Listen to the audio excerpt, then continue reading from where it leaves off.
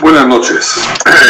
Estamos en la última ceremonia o en la última conferencia del Congreso que me honro en presidir y presentar.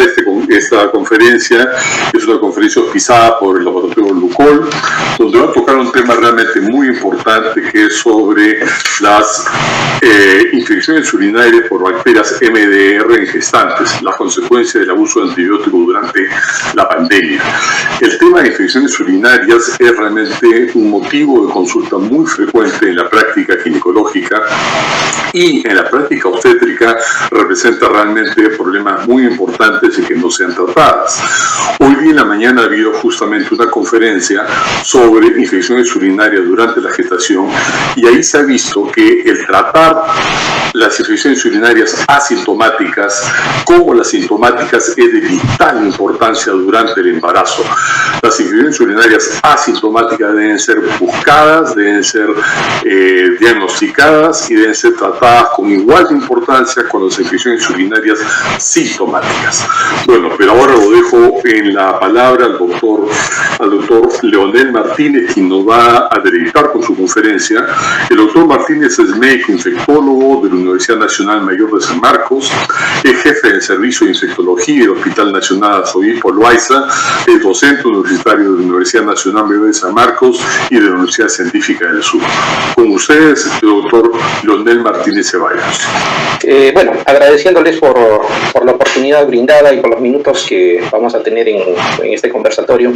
No quiero hacer más preámbulo y bueno, vamos a tocar el tema que, como bien conocemos, es álgido, más ahora por el abuso de antibióticos que se está dando en esta pandemia, ¿no? Ya tenemos más de un año que prácticamente estamos haciendo un uso desmedido de antibióticos que eran muy útiles en el tratamiento de las infecciones de vías urinarias y que ahora probablemente, con toda seguridad, esto va a cambiar prontamente. Ya estamos teniendo problemas, lógicamente, e incluso ya lo teníamos antes, solo que esto se va a hacer mucho más álgido. Entonces, la idea ahora es un poco ponernos de acuerdo qué es lo que vamos a hacer para no acrecentar el problema y sobre todo para tener éxito durante la terapia. Cosas que todos manejamos. Sabemos que las infecciones de vías urinarias son comunes en mujeres embarazadas, en mujeres gestantes, y la clasificación más práctica es dividirlas entre itus altas y itus bajas, ¿no? Esa clasificación nos permite incluso abordar mejor la parte terapéutica. Sabemos también que la incidencia de bacteriuria en general en las mujeres gestantes de alguna manera es similar, es la misma que en las mujeres no embarazadas. Ahí no va a haber mayor situación, digamos, que discutir. Sin embargo, la bacteriuria recurrente y la incidencia de pielonefritis sí es mayor durante la gestación y eso muy bien también lo sabemos. Cifras que debemos de tomar como punto de partida. En las mujeres gestantes tenemos para esperar más o menos un porcentaje como el que estamos mostrando, entre un 2 y 7% de incidencia de bacteriuria sintomática, ¿no? Y que por lo general se van a presentar de forma temprana durante la gestación. Hablamos más o menos del 75% de los casos que se van a presentar a inicios del embarazo, vamos a decir durante el primer trimestre, y el 25% restante si sumamos el segundo y el tercero. Y existen también factores de riesgo que habría que tener en cuenta cuando abordamos a una gestante, como son justamente el antecedente de ITU previa o el que tenga diabetes mellitus preexistente, ¿no? A mayor paridad también aumenta el riesgo. Y este es otro detalle importante, el nivel socioeconómico bajo también se ha involucrado como factor de riesgo para que tengamos este tipo de problema. Entonces, ¿cuál es el problema de la bacteriuria sintomática? Esto solamente para encuadrarnos antes de abordar precisamente lo que queremos tocar, que si no tratamos la bacteriuria sintomática, como en el comentario que me precedían bien lo han manifestado, hay un porcentaje muy considerable, ¿no? De casi un tercio de las mujeres que van a pasar a ser infección sintomática, incluido la pielonefritis, que como bien sabemos pone en alto riesgo la vida misma tanto de la gestante como del producto. ¿no? Y otro detalle interesante, que si nosotros tratamos correctamente la bacteriuria sintomática, vamos a reducir en más o menos entre 70 y 80% este riesgo, y eso obviamente le mejora el panorama, le mejora el pronóstico a quienes, digamos, padezcan de esta bacteriuria. En cuanto a la microbiología, lo mismo, es similar al resto de la población, ¿no? E. coli, dependiendo de las series que revisemos, es la que va a encabezar la lista, ¿no? Algunos autores hablan de 70-75%, y en algunas series hablan de porcentajes mucho más altos. Entonces, en cualquier circunstancia, E. coli sigue siendo el patógeno más importante, ¿no? Y sin embargo, hay que considerar también que están otros gram negativos, como Klebsiella, ¿no?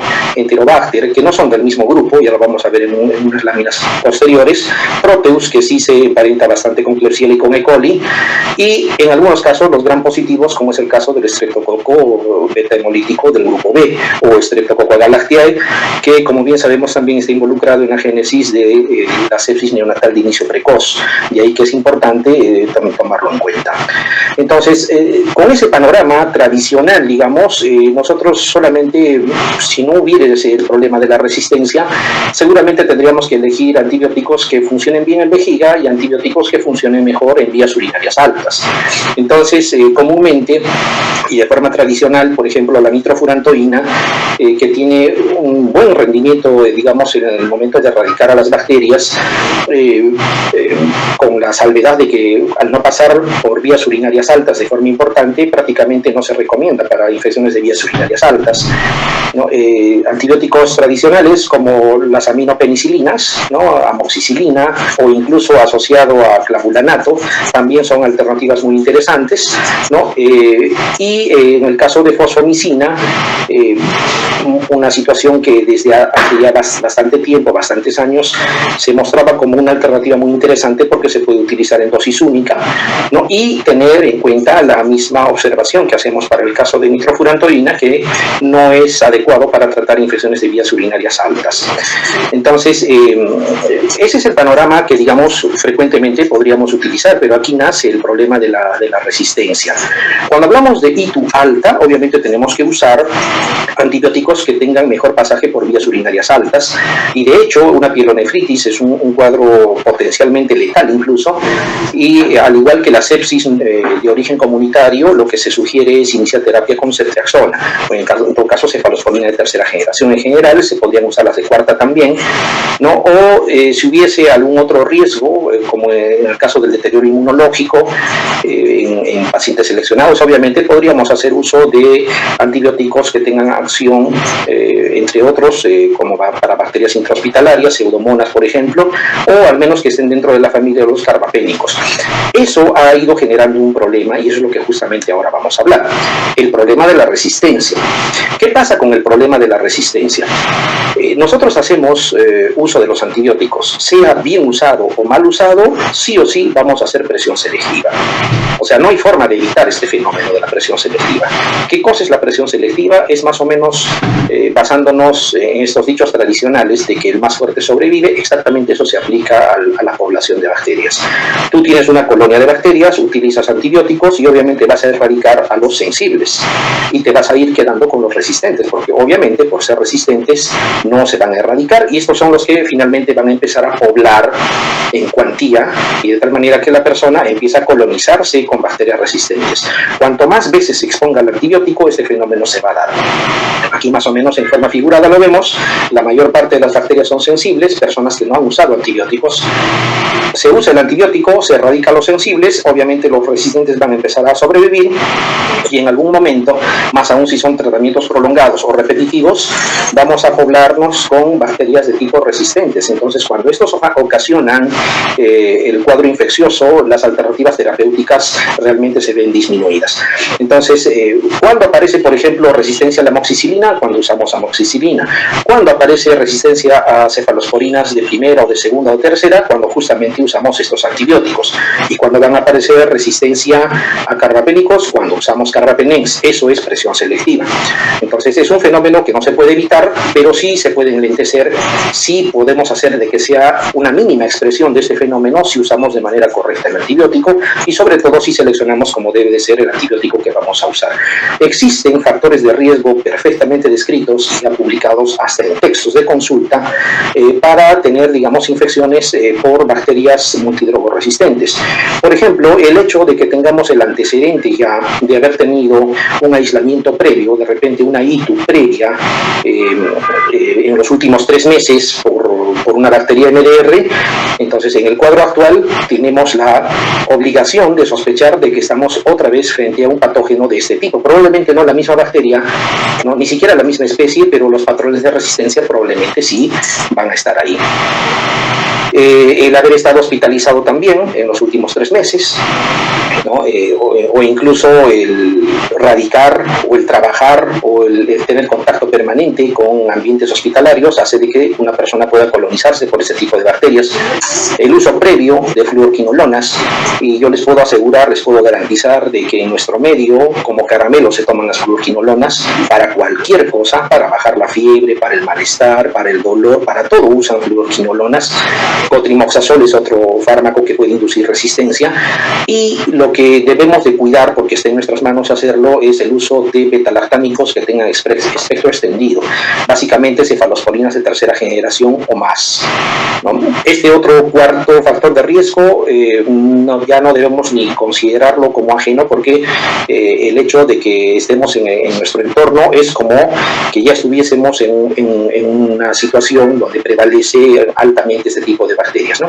No necesitamos viajar, digamos, a ningún lado para que esto, digamos, se pueda presentar.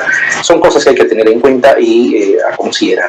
Este tipo de cosas están sucediendo en los hospitales. Estoy seguro que muchos han visto, han enfrentado este tipo de bacterias. Te dicen, se aísla tal bacteria y te dicen resistente a todo. Hay veces que incluso hasta papel ahorran y te dicen resistente a todos los antibióticos. En esas circunstancias, obviamente, estamos entre la espada y la pared. O sea, ¿qué hacemos para poder evitar o para poder tratar este tipo de cuadro infeccioso? Lastimosamente, si ustedes interrogan, existe el antecedente de que ha estado usando antibióticos por otros motivos.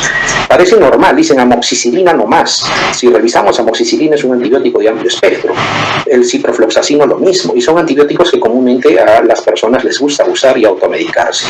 En el tiempo han ido apareciendo este tipo de bacterias que al inicio eran noticia. Por ejemplo, este que se reportó en mi hospital todavía en el año 2013, una Klebsiella pneumoniae que sea resistente a carbapenems, las famosas KPC. Ahora esto se ha hecho común, ahora esto se reporta en muchos hospitales, ¿no? Y por el hecho que teníamos o tenemos la colistina a la mano, pensamos que todo tiene solución, y bueno, lastimosamente no siempre eso es así.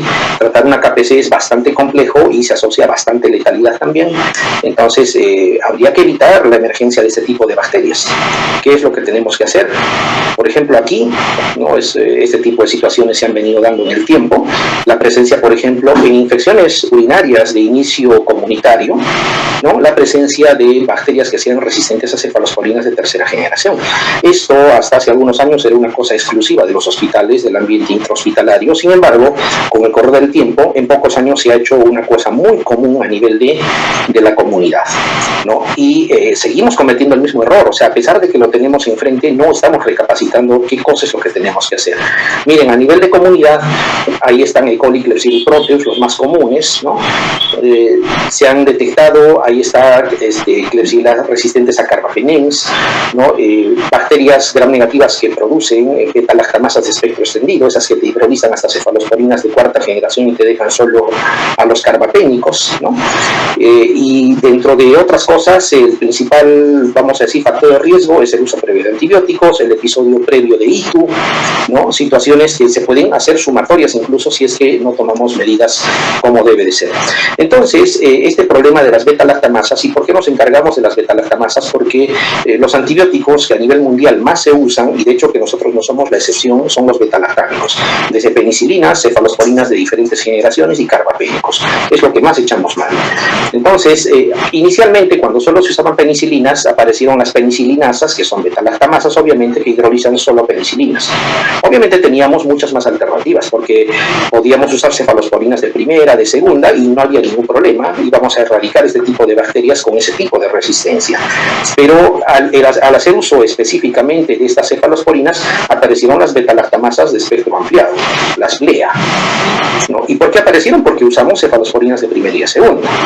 Probablemente, sin siquiera percatarnos si son sensibles a penicilinas, de frente hemos usado cefalosporinas de segunda. Eso es lo que nos gusta hacer. Digo nos gusta porque esto es una realidad en todos lados, ¿no? Pocas veces se ve ese sentido de querer ser cuidadoso en el momento de administrar un antibiótico. Aparecieron las cefalosporinas de tercera, de cuarta, y empezamos a usarlo sin ninguna medida, ¿no? El cuadro infeccioso o parece infeccioso, de frente cefalosporina de tercera, entre comillas, para asegurar. ¿Qué estamos haciendo? Presión selectiva, y han ido apareciendo estas otras, ¿no? Las beta-lactamasas de espectro extendido, por ejemplo, ¿no?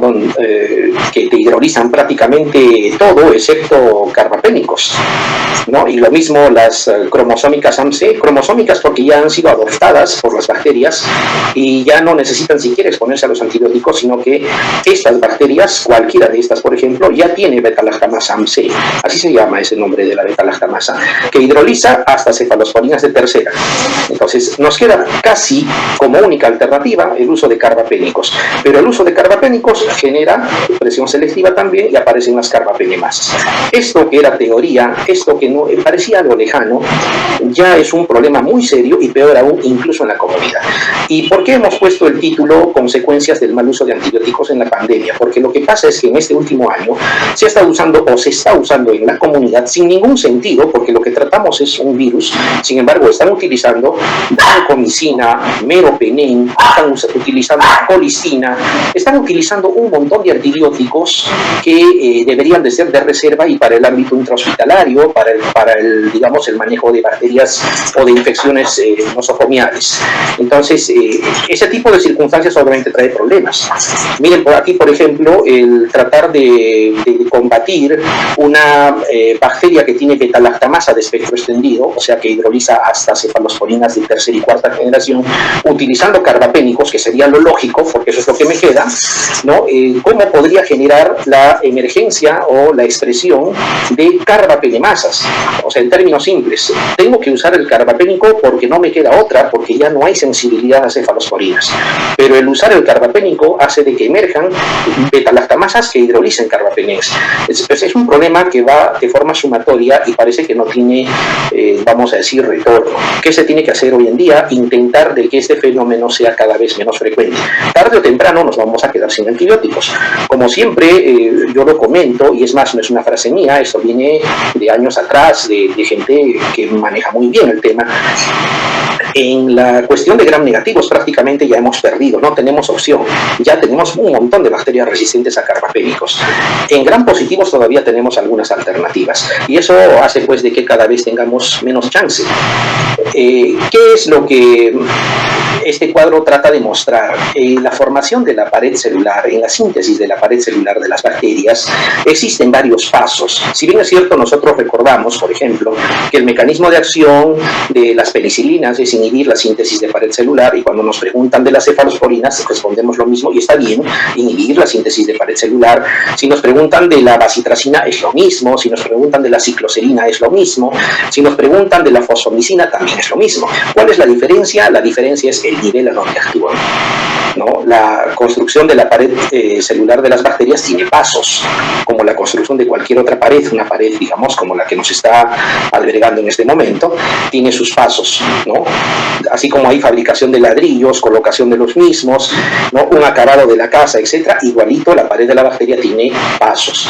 Entonces, el primer paso, que tiene que ver con la acción directa de la formación de los precursores que van a, al final, enlazarse para formar la pared, puede ser bloqueado por la fosfomicina. Este es un detalle importante, porque han visto que estaba entre las alternativas para tratar, ¿no? Vamos a ver qué es lo que ha ido pasando en el tiempo, ¿no? El primer paso para formar la pared puede ser bloqueado por la fosfomicina, ¿no? Luego vienen otros pasos, el transporte de estos precursores, el ensamblaje que le llamamos transglicosilación, y luego la transpeptidación, que es lo último. Los betalactámicos, o sea, las cefalosporinas, por ejemplo, actúan en esa última fase, ¿no? Entonces, la bacteria de alguna manera ya está casi constituida y puede hacerse resistente. En cambio, si bloqueamos el primer paso, prácticamente la bacteria todavía no ha iniciado su construcción de pared y eso podría ser ventajoso. Al final, eso es lo que ha ido sucediendo en el tiempo y es por eso que hay antibióticos, básicamente los que actúan a este nivel, que han mantenido la sensibilidad a pesar de la emergencia de resistencia para otros grupos o familias de antibióticos. Y así tenemos, por ejemplo, desde hace ya varios años, ya nos iban insinuando, nos iban comentando, salían artículos, que por ejemplo la fosfomicina es un antibiótico infravalorado cuando tratamos infecciones de vías urinarias por E. coli. ¿No? Acá, por ejemplo, así a grosso modo nada más, hablamos del porcentaje de sensibilidad, tanto fosfomicina como nitrofurantoína, ¿no? Con valores altos de sensibilidad comparado, por ejemplo, con otras que digamos son de otras familias, de todas maneras las superan, ¿no? Así como algo descriptivo nada más.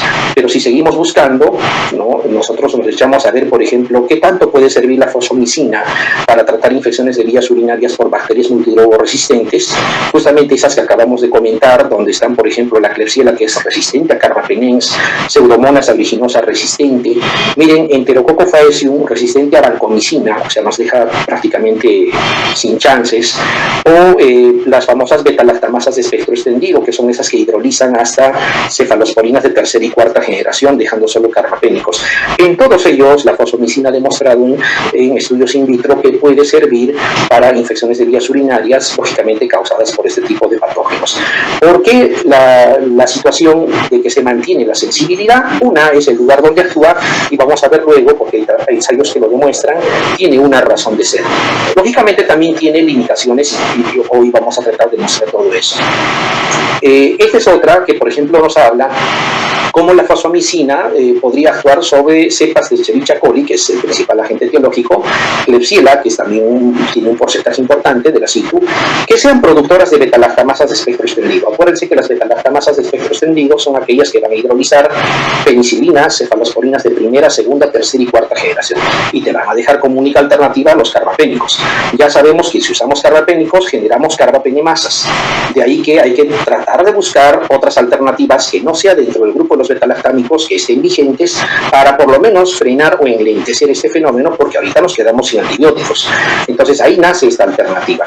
Entonces, por ejemplo, solamente observando, miren los porcentajes de resistencia. Cuando hablamos de E. coli, ¿no? Si hablamos específicamente de fosfomicina, la resistencia es baja, 0,3%, al menos lo que se describe aquí.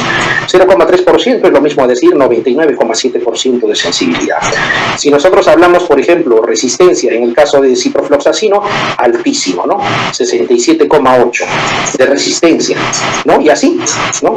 Podríamos hablar del cotrimoxazol, lo mismo, ¿no? Cuando hablamos de Klebsiella, lo mismo para fosfomicina. De todas maneras, en Klebsiella hay un poquito más de resistencia, pero tampoco es que la sensibilidad sea baja. De todas maneras, la sensibilidad es mayor al 90. Son varias familias de beta-lactamasas de espectro extendido que se han descrito, se han fenotipificado y lógicamente han cumplido con este tipo de criterio, ¿no? Tenemos las TEN, las SHIF, las cefotaximasas, que son grupos específicos de este tipo de enzimas de las bacterias. Esto es una revisión sistemática ya de hace algún tiempo, pero igual no deja de ser importante porque el número de estudios y el número de aislados que han incluido no es importante. Por ejemplo, acá habla de casi 4.500 aislados donde se detectó la producción de beta-lactamasas de espectro extendido, ¿no? Y de ellos, cuando hablamos nosotros del porcentaje de sensibilidad y de resistencia, es interesante porque hablamos redondeando más o menos un 97% de aislados que mantienen sensibilidad a la fosfomicina, ¿no? O sea, podríamos usar carbapénicos, por supuesto que sí, con el riesgo de generar carbapenemasas en las bacterias, pero podríamos usar fosfomicina también, ¿no? Interesante. Y en el caso de Klebsiella, como hemos comentado, en Klebsiella siempre hay una tendencia a tener algo más de resistencia, pero la sensibilidad igual tampoco es despreciable, ¿no? En este caso supera el 80%, ¿no? Entonces, concluye, por ejemplo, aquí que el tratamiento con fosfomicina debería de ser una alternativa y se debería de seguir generando más evidencia para poder, digamos, echar mano con mayor seguridad. El tiempo ha ido pasando y cuando nosotros ya observamos, por ejemplo, lo que las guías, los los textos nos sugieren como terapia, e incluso empírica, aquí por ejemplo habla en general de cistitis, una terapia empírica, lo primero que tenemos que hacer, parece redundante, pero lo primero que tenemos que hacer es estar seguros de que es una ITU baja. Para eso obviamente tenemos que descartar signos sistémicos, fiebre, etcétera. Cuando tenemos la seguridad o muy cercana certeza de que se trata de una ITU baja, lo otro que tenemos que hacer es preguntarnos si tiene o no, vamos a decir, condiciones o factores de riesgo para que esta infección sea causada por una bacteria MDR. Y utilizamos las mismas preguntas que hemos visto al inicio. Por ejemplo, si ya tuvo un aislamiento previo en los últimos 3 meses de una bacteria MDR. Por ejemplo, si ha usado fluorquinolonas o cefalosporinas, ¿no? O ha estado en una zona de alta prevalencia. En este caso, bueno, el Perú es una zona de alta prevalencia. Entonces, si eso cumple, no es para ver qué antibiótico vamos a iniciar como terapia empírica, sino es para ver si le tomamos o no urocultivo. Solo estaría indicado el urocultivo cuando tengamos factores de riesgo para bacterias MDR. Si no hay esos factores de riesgo, simplemente no es necesario tomar urocultivo, porque el inicio de la terapia es la misma. Fíjense, esta nitrofurantoína, fosfomicina, lo mismo aquí, está ambos antibióticos, ¿no? Tanto la nitrofurantoína como la fosfomicina. Independientemente, solo la diferencia sería si tiene factores de riesgo para MDR, tomemos urocultivo y si no, no. Y ojo, si se dan cuenta, está utilizando criterios de ITU baja, porque tanto la fosfomicina como la nitrofurantoína lastimosamente no tienen buen pasaje por, digamos, vías urinarias altas. Y aquí nace la otra pregunta, ¿no se puede usar en gestantes? La respuesta es sí, ¿no? Fosfomicina, bueno, la nitrofurantoína la conocemos de más tiempo, ¿no? La fosfomicina está en categoría B, junto con los betalactámicos, entonces obviamente sí se puede utilizar. No tiene una restricción, digamos, del tercer trimestre, como el caso de la nitrofurantoína, simplemente sí se puede usar. La exposición es mínima porque es un solo día de terapia también. Cuando vemos cómo nos sugieren tratar, por ejemplo, tanto la bacteriuria sintomática como la cistitis, porque se tratan igual, al usar fosfomicina trometamol utilizamos un solo día de terapia, ¿no? Con la dosis de 3 gramos, sabemos que es por vía oral, se diluye en un sobre, en un vaso, medio vaso de agua, y es suficiente en una sola dosis. Cuando usamos nitrofurantoína tenemos que extendernos a 7 días más o menos, y con terapias cortas podríamos usar hasta 5 cuando hablamos de otro tipo de betalactámico. Sin embargo, acuérdense que las betalactamasas se pueden llevar a penicilinas, a cefalosporinas, ¿no? Más no así en el caso de fosfomicina, porque han visto que incluso betalactamasas de espectro extendido, esas que se llevan hasta cefalosporinas de tercera y de cuarta, van a mantener sensibilidad a la fosfomicina, porque simplemente no es un betalactámico y el mecanismo de resistencia no está dirigido a ese grupo. Se ha hablado también, entre otras cosas, qué tanto se tolera. Desde ya la molécula es bastante tolerada, se habla de un poco de molestias gastrointestinales en menos del 10% de quienes se someten al tratamiento, sobre todo porque es una sola dosis. Entonces, con otro antibiótico bastante noble, que es el amoxiclavulánico, se ha comparado, ¿no? Y si ustedes comparan o ven las diferencias estadísticamente significativas, por ejemplo, a nivel de efectos adversos, que es lo que nos interesa, eso va a favor de la fosfomicina, hay menos comparado, digamos, al amoxiclavulánico, partiendo de que el mismo amoxiclavulánico es bastante tolerado. Entonces, efectos adversos serios tampoco, digamos, sería una situación que nos limite el uso de este tipo de antibiótico. Cuando hablamos de necesidad de profilaxis, obviamente aplicando todos los criterios que se tengan que aplicar, y queremos decidir por una terapia, también está como alternativa, no estoy diciendo que sea el de elección, pero es una alternativa, utilizar una sola dosis cada 10 días, imagínense, o sea, ni siquiera va a ser necesario utilizar diario. Una dosis cada 10 días es 3 veces al mes. Es bastante fácil de controlar, ¿no? Mucho más fácil de cumplir también, comparado con los esquemas que necesitan antibióticos, digamos, todos los días.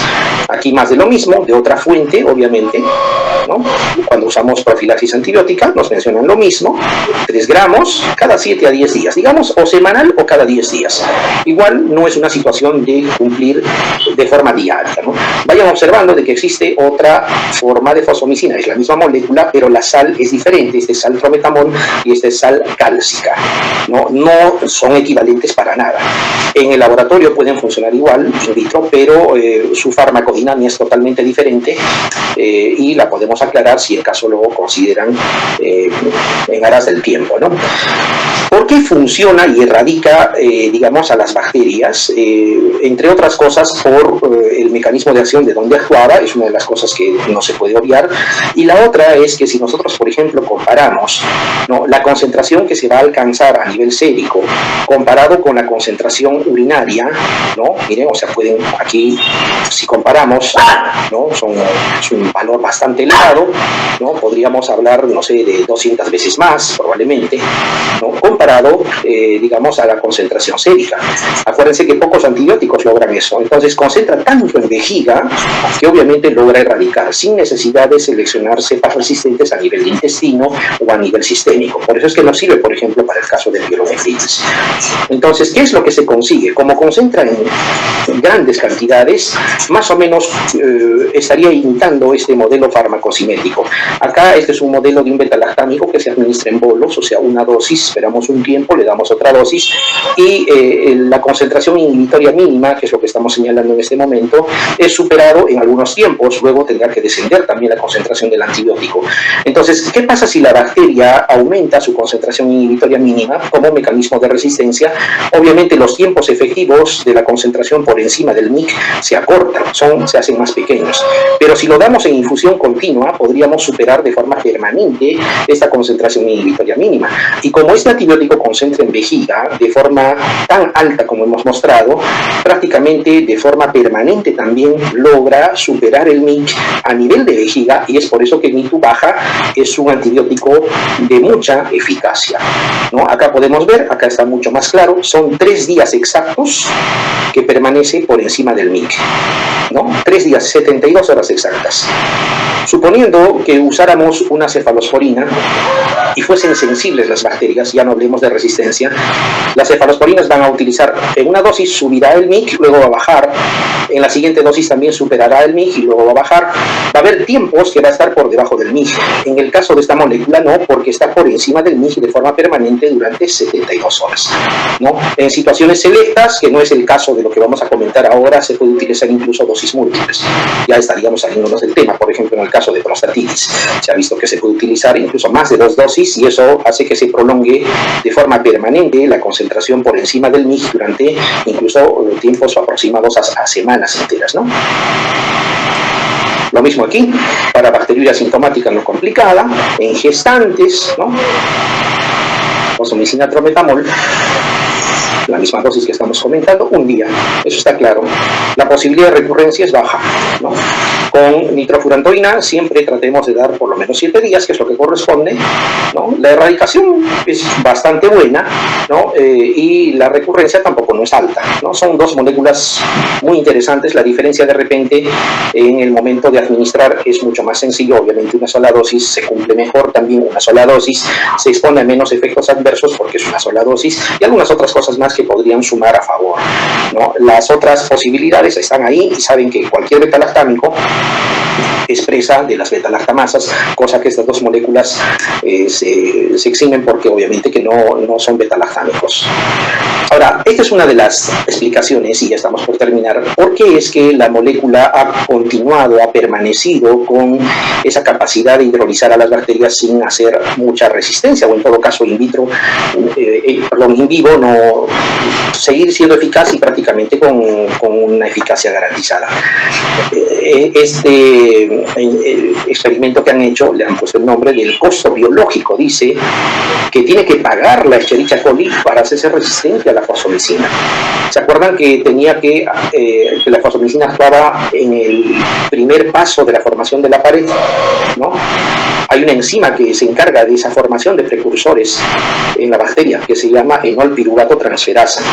Esta enolpiruvato transferasa es el blanco de la fosfomicina. Ahí actúa, anula la enzima y por lo tanto no se da toda la construcción de la pared. Entonces, si la bacteria quiere hacerse resistente a la fosfomicina, tendría que alterar esta enolpiruvato transferasa y con ello estaría renunciando a su propia formación de pared. Por eso dice costo biológico, ¿no? Esa es digamos, la razón de ser de lo que estamos mostrando en este momento. Es por eso que in vitro, donde realmente no se tiene que perennizar la bacteria haciendo síntesis propiamente de su pared, porque es in vitro, en bacteriostasis probablemente, sí se ha demostrado que existen mutaciones de resistencia, de hecho que sí, ¿no? Y los genes responsables también, básicamente tienen el mismo nombre, ¿no? El mismo nombre, el CIS-A, ese es el nombre que le han puesto tanto al gen que se encarga de esa mutación como a la mutación propia de la resistencia. Y cuando estos mismos aislados se expresan in vivo, fíjense, esto es lo que pasa in vitro, simplemente in vivo no se detectan. La mutación de resistencia no se detecta, a pesar de que el gen está ahí. ¿Por qué? Porque en los que sí expresa, simplemente la bacteria muere sola, porque está renunciando a su construcción de la pared. Por si acaso no es el único antibiótico que hace eso, la cicloserina haría lo mismo. Lastimosamente la cicloserina no es para uso in itro, ¿no? La cicloserina es un antibiótico de segunda línea para el tratamiento de la tuberculosis, ¿no? Y como no es monoterapia, la tuberculosis tampoco no genera tanta expectativa, pero es más o menos algo parecido, porque la cicloserina también actúa a ese nivel. Lógicamente serán otros los mecanismos de resistencia, pero es más o menos algo parecido. Cuando nosotros revisamos incluso ya incluso desde hace bastante tiempo, como están viendo, las guías de bolsillo, que quien no ha revisado una guía Sanford en su momento, son de mucha utilidad y siempre está basado en la evidencia, se actualiza cada año, ¿no? Cuando hablamos, por ejemplo, de cistitis, ¿no? En general de infección de vías urinarias, no necesariamente incluso en gestantes, ¿no? Fosfomicina aparece como alternativa, siempre como dosis única, ¿no? Incluso la alternativa, cuando intentamos utilizar otros antibióticos, siempre aparece ahí la fosfomicina. Y si hablamos de beta-lactamasas de espectro extendido, tanto en coli y en Klebsiella, igualito, ¿no? Igualito. La posibilidad del uso de la fosfomicina, ¿no? Beta-lactamasas que podrían incluso compartir sensibilidad con los carbapénicos. Ahí está fosfomicina y ertapenem en eficacia comparables, porque prácticamente son antibióticos que evaden este tipo de mecanismos de resistencia. Este es un enunciado literal, ¿no? Que resume más o menos lo que estamos comentando. Para las mujeres, ¿no? Que están en riesgo o han documentado infección por enterobacterias productoras de beta-lactamasas de espectro extendido, repitiendo qué cosa es una beta-lactamasa de espectro extendido, aquella que va a hidrolizar, destruir, neutralizar, como quieran, beta-lactámicos desde penicilinas, pasando por cefalosporinas de primera, segunda, tercera y cuarta generación. Esa es una beta-lactamasa de espectro extendido. Te deja para utilizar prácticamente solo los carbapénicos. Sin embargo, nitrofurantoína y fosfomicina son activas in vitro, como han visto, y es una alternativa que obviamente tenemos que echar mano, siempre recordando que nuestra opción, nuestro escenario es la ITU baja. Para ITU alta, si tuviéramos este tipo de problema, tendríamos que usar carbapénico, no quedaría otra alternativa. Pero de ahí a pensar que a todo tenemos que dar carbapenems, entre comillas, para asegurar, lo único que estamos haciendo es generar más resistencia, cosa que en la comunidad se está dando por el mal uso de los antibióticos durante todo este periodo. Se les ha dicho, hay recomendaciones, pero no nos escuchan. Están usando vancomicina, meropenem, ceftriaxona, ¿para qué? ¿No? Y todavía por tiempos prolongados. Y lo peor, que estamos tratando a un virus. Entonces, eso hace de que seguramente en los próximos meses, más aún cuando esto, entre comillas, se restablezca, vamos a tener problemas muy serios para tratar lo que antes era una simple infección de vías urinarias bajas. Bien, eso es lo que teníamos preparado. Si hubiese comentarios, alguna pregunta de repente respecto a lo que hemos comentado, con gusto estamos para intercambiar ideas. Doctor Martínez, muchas gracias por su presentación, realmente muy interesante. Algunas preguntas o unos comentarios me encantaría poder hacerle. En primer lugar, es importante diferenciar las citrus bajas de las citrus altas. El mundo del tratamiento es totalmente distinto uno del otro en cuanto a esquema terapéutico y sobre todo en gravedad y potencialidad de daño a la paciente, especialmente si esta es una paciente gestante. Una paciente gestante que hace una pielonefritis, su riesgo de daño a su estado general y al embarazo es muy considerable. Por lo tanto, una pielonefritis en una gestante amerita un tratamiento de varios días e idealmente intrahospitalario, ¿no? Así es. Ahora, teniendo en cuenta que las citrus altas están por allá y las citrus bajas están por acá, en las citrus bajas es aconsejable idealmente tratamientos de corta duración, ¿no? Por varias razones, ¿no? Costo, adherencia, disminución de efectos secundarios, disminución de resistencia, etc. Entonces los tratamientos de corta duración para las citrus bajas son muy importantes y idealmente aconsejables. Y dentro de corta duración obviamente están esquemas como la fosfomicina, que es un excelente antibiótico en citrus bajas, especialmente en población no gestante. Ahora, en población gestante con ictus baja, la pregunta es, ¿usted aconsejaría hacer esquemas de corta duración en gestantes o preferiría esquemas de mínimo 3 días para su tratamiento? Bueno, dependiendo del antibiótico que vamos a elegir, en el caso específico de la fosfomicina, los estudios que ya se han hecho y está perfectamente demostrado, es la misma dosis, una dosis de 3 gramos como dosis única, ¿no? Considerando de que esa dosis única actúa como si fuesen dosis múltiples, porque como han visto, el tiempo sobre el MIG es permanente más o menos durante 72 horas, un equivalente a hacer una infusión o a administrar el antibiótico por infusión, por ejemplo, en los pacientes que están en unidad de cuidados intensivos. Entonces, la idea de utilizar dosis cortas, sí, perfectamente sí. Perfectamente no habría ningún problema, no hay literatura, digamos, que contradiga. Pero eso sí, con los antibióticos que están descritos o diseñados para eso, como en el caso de la fosfomicina. Pero no diría, digamos, betalactámicos con periodos cortos. Los betalactámicos sí habría que usarlos en el tiempo que corresponde, ¿no? Que son mínimo 5 o 7 días. Por supuesto. Eso es bien importante porque en términos generales puede existir la creencia de que tratamientos cortos son buenos y para ello se puede utilizar cualquier antibiótico en tratamientos de corta duración y eso definitivamente no es lo correcto. Sí, es más, hay literatura que demuestra que las recurrencias son mayores cuando tú haces un tratamiento acortado con antibióticos que no han sido diseñados para eso. La fosfomicina, la nitrofurantoína, por ejemplo, que tiene una eficacia comparable a la fosfomicina, en ningún texto, en ninguna literatura te dicen que tú lo utilices menos de 7 días. Exactamente. Tienes que completar el tratamiento.